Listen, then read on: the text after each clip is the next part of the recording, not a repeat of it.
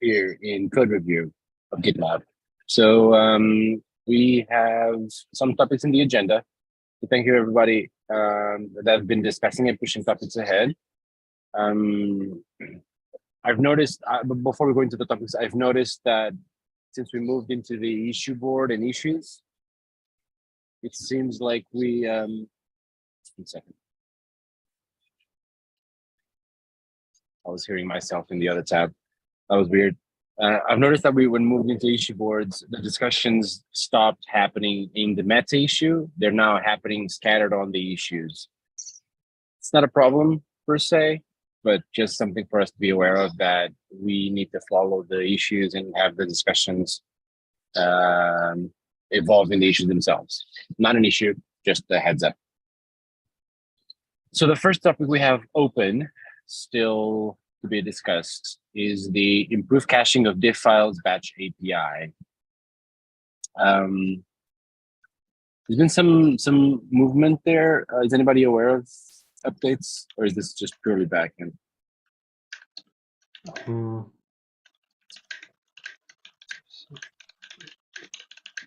So basically, someone mentioned last time we had a call that we have HTTP caching. I think it was Patrick. I've checked that, and the caching doesn't work really well for us right now it's on production at least. So we'll create an improved version of that and see if that works, because right now we have to invalidate our caching hash on the backend side, and it seems to not work. So I'll try to push this caching key to the front end, so it's strictly cached on the front end side without touching backend at all, and we'll see what it gives us. All right. So that's being tracked in any issue in particular or something like that? No, it's not tracked anywhere. It was just an idea I've pushed yesterday. I think I'll just make a POC because it doesn't seem to be that complicated. You just need to reuse the current existing cache key and push it to front end, so shouldn't be that complex. If we need an issue, I can create one. Yeah, sorry, Stanislav. I think you're talking about a discussion that happened in the topic below this one. Whenever possible. I really don't see the difference between these two topics, I should say. Very similar. No, and you're right. And I just want to link it to the people following this call, like in the agenda. I'm going to put a link under the topic. So discussion, I'm going to put here, discussion happening in a related topic. And I put the link in there so that people can follow with that discussion exactly that you and Patrick were having. Sounds good. Feels like we definitely want to make sure that we can leverage the caching. And that be the easiest way to make sure that the HTTP caching would be working well. And if we move it to the hash, to the URL, then it will definitely be easier to make that happen. So yeah, keep pushing that. If you feel like it'd be better creating an issue and a deliverable for the next milestone, just do it. Put the issue in there.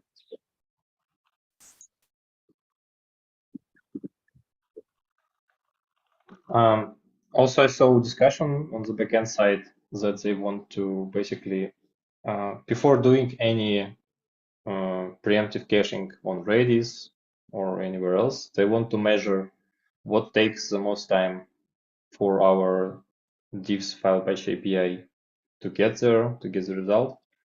So they want to measure it first and then apply any optimizations or caching strategies. So that's what I heard from them. Okay, thank you. One of the issues we have ongoing this milestone that Phil is working on with Gary is mapping out the whole system. And part of the ask that we did was to get some timings, like rough timings for each component, like where are we taking longer? I think we can get a good first hint of delays out of the I want to say flame graph that they have. So we might be able to take a couple of good hints on those metrics, but they might want to dig deeper on certain things that are not shown on the flame graph. So awesome, especially synchronous work and everything. So I don't know. Yeah, let's have them push that forward. They're not here, so we can get any more updates. But hopefully next week we can get some updates on the back end. Yeah. Okay. So moving on to the next point, then we don't have to linger too much here. Investigate the possibility of paginating diff metadata. There's been some movement here as well, right? Yeah, Patrick suggested really good idea, splitting metadata and file tree, which takes most of the time for big merge request. Yeah, and he made actually a working proof of concept already that we can use. So he splits the file tree into a separate API, and it's also paginatable. He told me that it takes about 100 milliseconds to get the first 30 items, which is really good. So we could use that to show the file tree first and then load metadata as soon as it's ready. That way we can show stuff independent of each other. We won't be dependent, metadata won't be dependent on file tree, and file tree won't be dependent on metadata. It's all in parallel, so that should be like a nice performance improvement for us. And I'll play with it around to see if it can actually improve the perceived performance. So we'll see next week what comes out of it.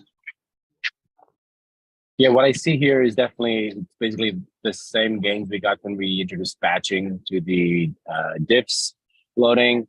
Definitely, there's a lot of information in the metadata that we don't really require to show the tree, like the statistics and stuff with the changes that can come later.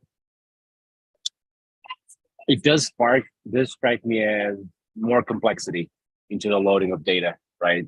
Like at a certain point, we probably want to like step back and rewrite a more sane approach to loading data.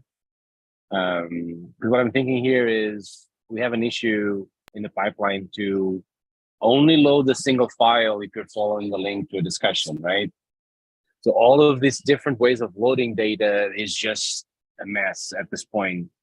But it is a mess that is introducing some improvements. So I'll allow it, I guess. But it's not me to allow or not, but I think I agree.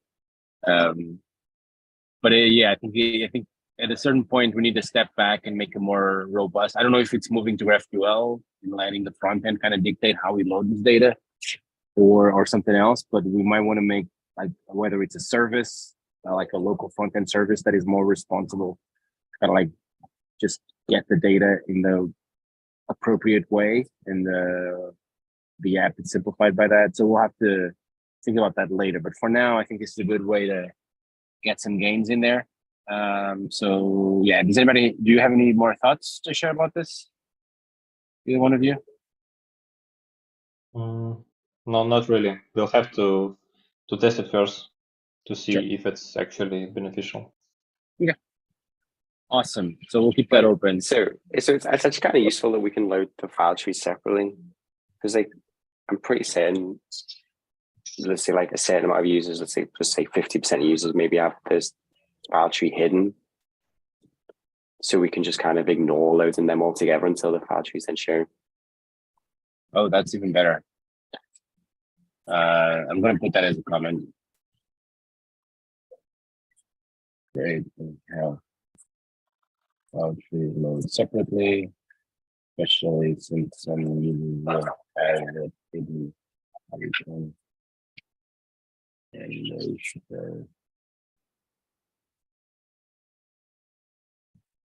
is that accurate, what you just said? Yeah. Yep. All right. Thanks. Yeah, definitely useful. It begs the question whether the metadata is used elsewhere, but I don't think so. So the diff files on the metadata, I don't think we are, and we can save some time on it. Yeah, great. Oh, yeah, maybe. No, I don't think we are, because the diff files on the batch is the one we use to render the content. But don't we load the metadata on the overview tab as well? Wasn't it some like, I can't remember, was it suggestions or something? I know I it was can't the remember.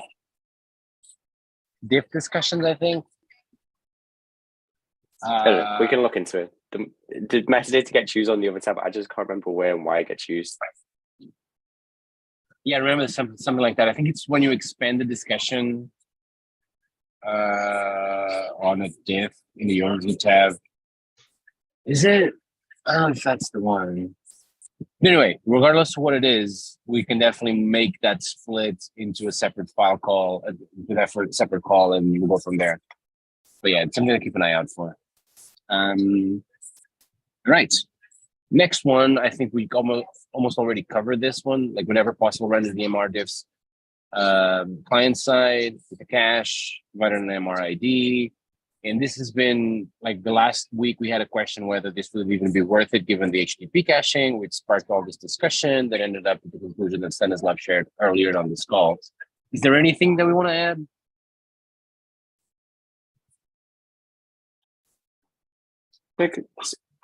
So we're caching with the Etag stuff. Why aren't we just dumping it into Redis? And now I know you're going to say because we use too much Redis. But like, can we not just dump more into Redis and they just give us more, stuff in the back, the infrastructure side of things? Like, it seems kind of bad that we could make it better for everyone, but we're kind of being held up by infrastructure. I think we cannot put it directly in Redis using this exact Etag because it is based on the user preferences in some way. So I think one of the backend engineers showed the exact like parts of this tag and what it consists of, and it includes current user cache key, whatever it means. So it's bound to the user, not to the merge request. I guess some users have permissions to use certain merge requests and some don't. That's why it has it. Probably. I don't know. That's interesting. So I guess then if there's some permissions inside of the actual diffs batch stuff, we could just take the permissions checks out of it altogether. Yeah, it seems too easy to not implement. So I don't know why it's not in Redis. Yeah, if it's too easy, there's something hiding that we don't know.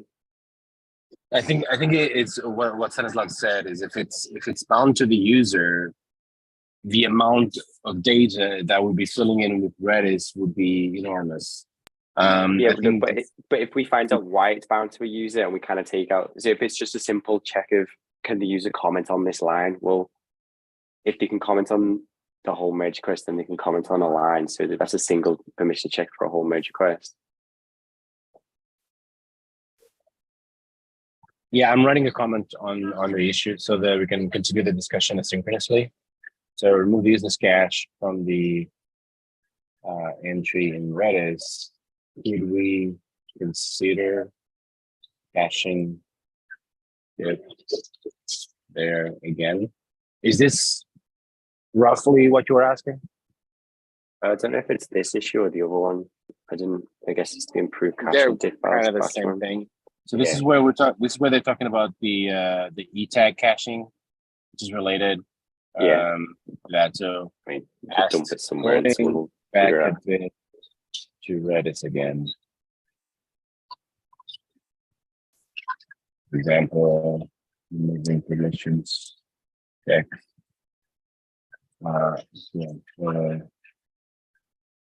Fetching.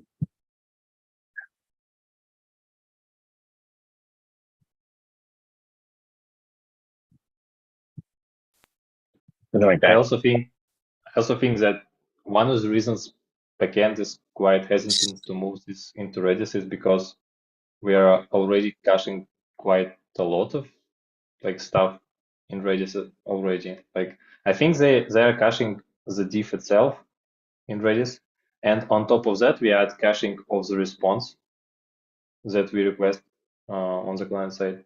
So it's essentially doubling the size of the cache, at least doubling.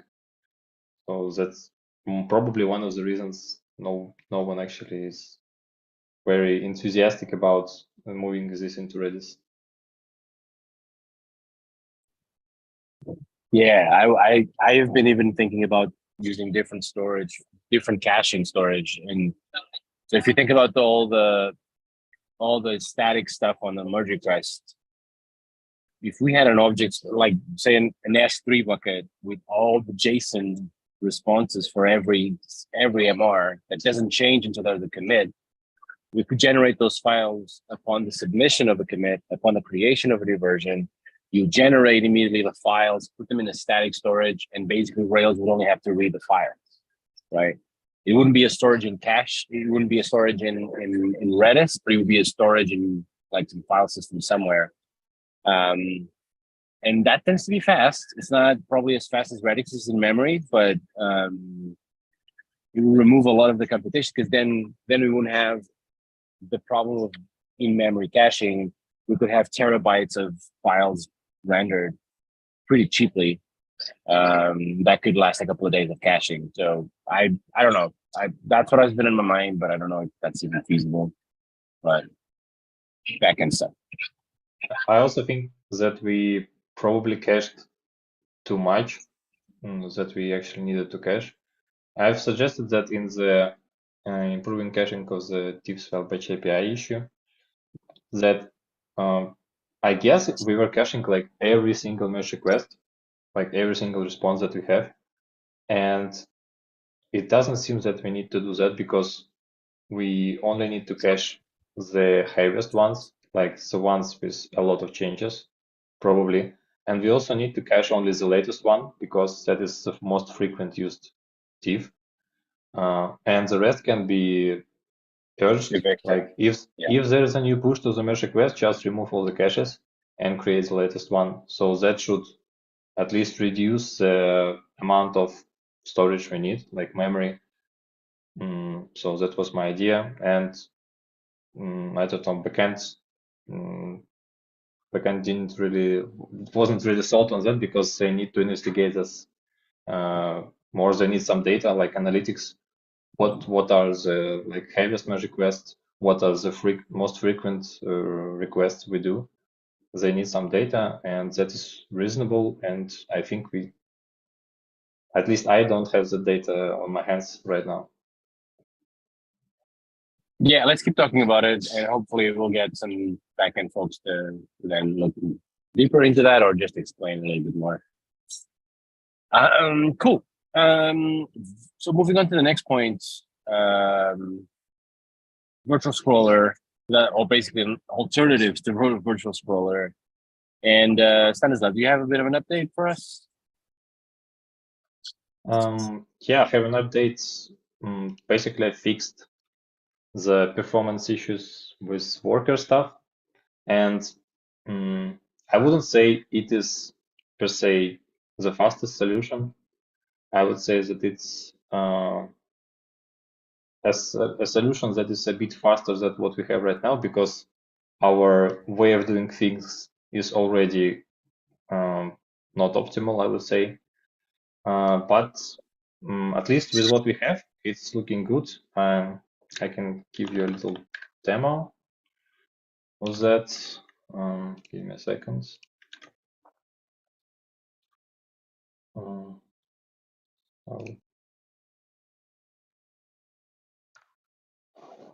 this is the largest merge request in JDK I could find, and it loads pretty quick. So it's already loaded. As you can see, the scrolling is quite fast, like no delays. And it itself finished also quite fast. It's still a basic demo, no like interactions, no commenting, collapsing files, whatever. But it shows that like we can render lots of files client side if it's just HTML. So it's basically putting HTML into the document and renders it. And it's proven to be quite fast. So I think at least one thing we got right is that rendering lots of files on client is possible, but I guess not with classic client-side rendering in the main thread, Sure. which I think virtual scrolling was addressing in the first place, because it took a lot of memory, a lot of time to render the stuff, and it's still in memory after it's rendered. With this approach, we don't have that limitation, but we still have to wait for the batch API. And what I'm going to push forward is to investigate more into bringing back server-side rendering to divs and splitting up like dynamic and static stuff, because we have lots of static stuff on that page. And it would be really beneficial to have it server-side rendered, but not the entire thing. We could render like 5 files first and then stream back the rest on the client. So that would be probably the fastest way to do it, because we don't have like a proper streaming support in Rails. We have to like paginate all this kind of stuff and build it up on client after it's loaded. Regarding the worker implementation, right now, it seems like a huge overhead on top of what we have, because it includes all the JavaScript. It also has some limitations of what we can do in that worker. For example, we cannot access DOM APIs. It works for the static content like this, but it won't work for discussions if we want to render them synchronously. So I will continue to push this forward to see how complex it is to add discussions on top of these static rendered divs. Because right now we render discussions the same way. So we render divs first and then add discussions on top, but it's all done in the view application. I would like to separate these applications, so discussions will be a separate application from the divs. I'll see how that affects performance, how hard is it to decouple actually, and we'll see. And I'll make some measurements, I guess, compare all our current solutions like virtual scrolling, the worker stuff, and if I have a chance, compare it to server-side rendered divs, because we have server-side rendered divs already on the commit page. When you view a specific commit and all the files, it renders them on the server. We can reuse that to at least The old mock. code. Yeah. We can reuse that stuff to at least compare how slow it is or how fast it is to what we have right now. And after that, we can make some decisions probably, or conclusions to what to push. But overall, looks like we should bring back at least partially server-side rendering to the divs app, because it's just the fastest way to render stuff. And completely skips the API request part, because in the demo I've shown you, the slowest part is requesting divs API. It takes about 3 seconds, and before we get that data, we cannot render anything. So switching to SSR should bring us more speed, and also we can cache it as well, and quite efficiently. So that should be impactful overall in the performance. So that's great. I definitely want to see. So my biggest question on my mind is exactly how fast that will be for the cold cache version, for the server side rendered or the file diffs lines, the first couple of files only. Is that fast enough to be useful? But yeah, I feel like this is definitely worth the shot to give us some knowledge of that. I still have. So you said that it isn't very interactable. Sorry, let me ask this first. So you said that trying to make it a separate application for the discussions, separate from the diffs. So how does that relate to the fact that we already have two view apps, the notes and the diffs? They both share the notes. Would you extract the notes from those two apps and have a separate app to handle the notes, and then talk to both the diffs and the notes, the overview tab, so to speak? I'm not Or sure just how notes? Notes app interacts with the discussions on the code. It's I'll have to dig Vuex. deeper into that. Well, it stores them in Vuex. Okay, if it stores them in the Vuex, it doesn't really matter because we just reuse the same store. Okay. The important thing is like how we mount these applications, how we like add them to the DOM. This is the important part because we cannot add a discussion until we fetch the required line. Like if the line is not in the DOM yet, we cannot add the discussion to that line. We should handle that, and also should handle adding new discussions to the statically rendered diffs. So these are the two parts that we need to consider. Yeah, remember there's discussions in diffs. There's discussions that are not in diffs. So theoretically, you could render the discussions that are not in diffs right away and wait for the diffs to be loaded. Yeah, we can turn it on. Let's detail it. Okay, I had another question. So, yeah, you said that it wasn't you only had the diff lines. You didn't have a lot of interaction yet on the demo. Will that be trivial to like go from like something that you're dumping HTML on the page and now making like the add a comment interaction work using the view components structure that we have? Will that be straightforward, or is that still very very big unknown how to do that? You mean would it be like would it add more complexity to adding new functions to the diffs app?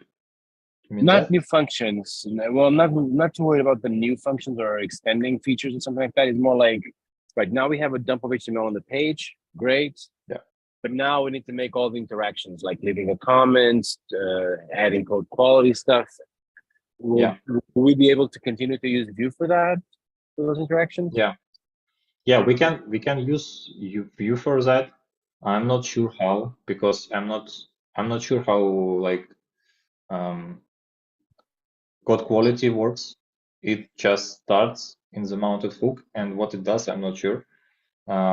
We certainly will have to extract all the interactive components into separate apps, like the line expansion, discussions, diff header that collapses or marks as viewed.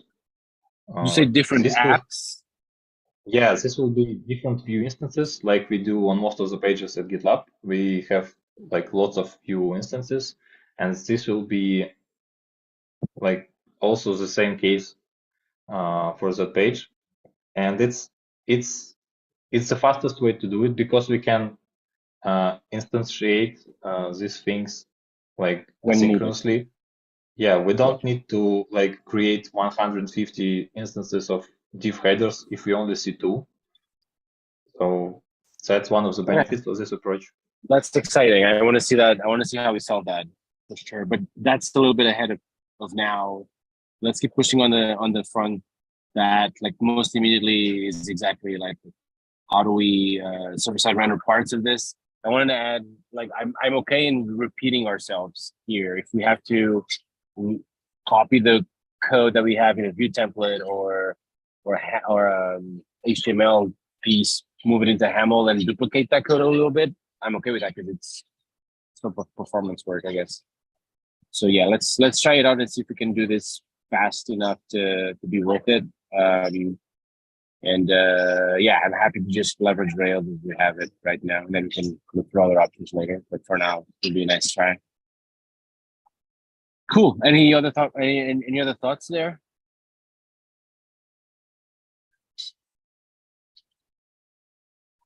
Okay. Thanks for sharing the updates, Stanislav. The next one is suppressing files and diffs to reduce overall payload. Does anybody have any thoughts here? I talked to Kai, and Kai mentioned that it was mostly just backend topics and it's priority topics, I guess, to be talked about. I think if we go the server-side rendering route, we won't have the problem at all because we won't need this API for diff files at all. So if we go SSR, the whole data stays on the server. We just get the rendered HTML and work with that. So this is directly related to the like server-side rendering of this. Yeah. Okay. Do we need to discuss this any further at this point, or is it mostly just on their side, I guess?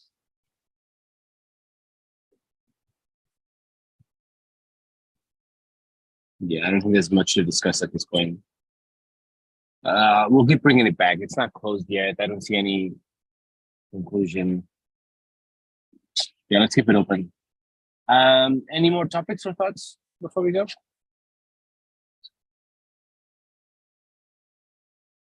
I'm No? not sure if we should create a separate topic for the file tree, like separating metadata and file tree, because it's separate from paginating file tree itself.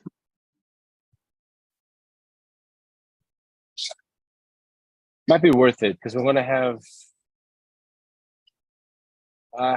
Is it different? How about you change the title? Change the title of the issue.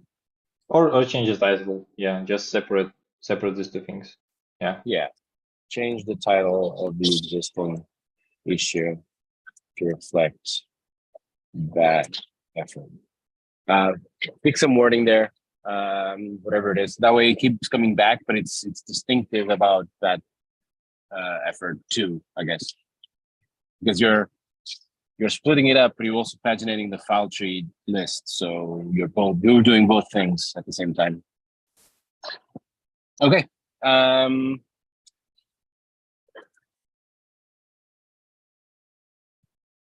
All right, then we're done here. Thank you so much for making the call. Very exciting conversations as always. I have a last point to check if this meeting was useful for you or not. Please answer. And I'll see you on next week's issue. Just a heads up, I will be out of office next week and the following week. So the next 2 weeks, I'll be out of office. It's a holiday here in Portugal. So I will find someone to make sure that the meeting happens and the documents get updated and that sort of thing. So, but I won't be here. So please carry these on, push the efforts forward as if I was here. All right. And with that, thank you so much. Have a wonderful weekend, and I'll see you next week. Yeah, thanks.